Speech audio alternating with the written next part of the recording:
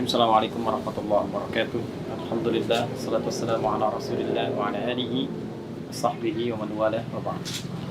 Teman-teman sekalian dimanapun Anda berada, dalam kehidupan yang paling berharga itu adalah ketika kita mendapatkan ridha, persetujuan, bimbingan terbaik, yang dengan itu kita merasa lapang, nyaman menjalani aktivitas, dan berpeluang mendapati kesuksesan yang diharapkan.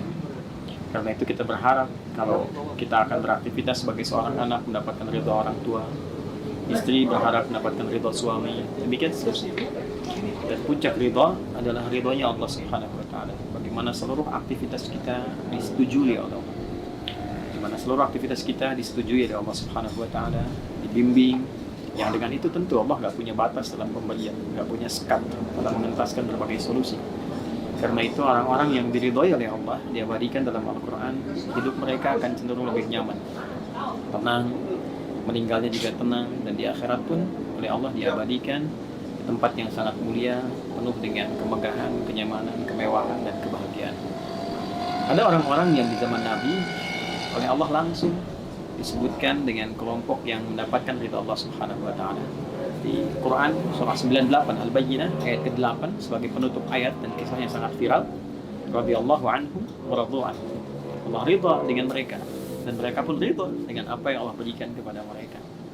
Mereka lah sahabat-sahabat mulia yang tadinya hidupnya begitu sempit, tidak kenal banyak kebaikan, banyak perselisihan, pertengkaran, ketidaknyamanan, krisis sosial, resesi di bidang ekonomi, dan berbagai kemelut akumulasi keburukan.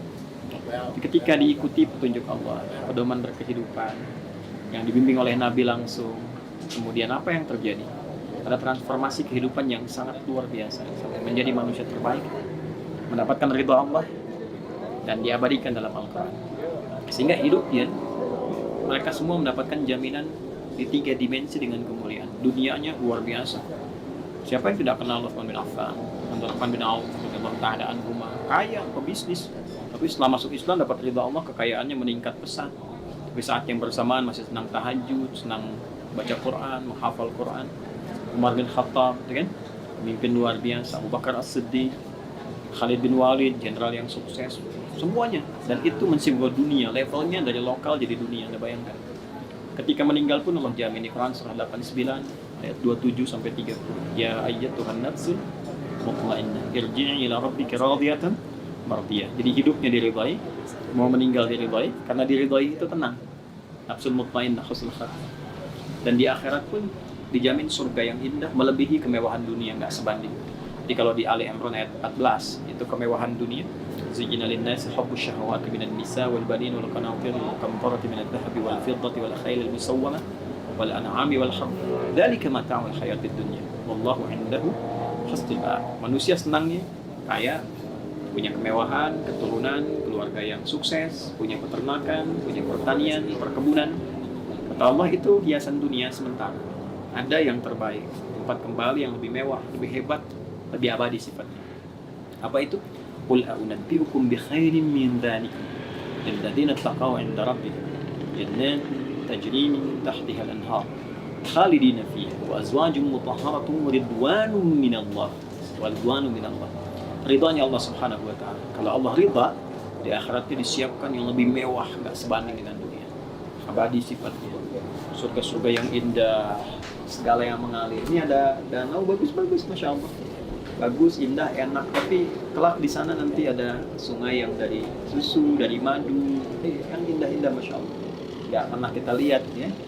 Pasangan-pasangan yang abadi, suci, asih, baik. Kapan itu diraih? Ridwanu minallah, ketika ridha Allah itu diraih. Nah, karena itu mari kita mencoba untuk menata aktivitas demi mendapatkan ridha Allah. Caranya tingkatkan iman dan isi iman itu dengan nilai-nilai takwa. Perbanyak amal soleh kita.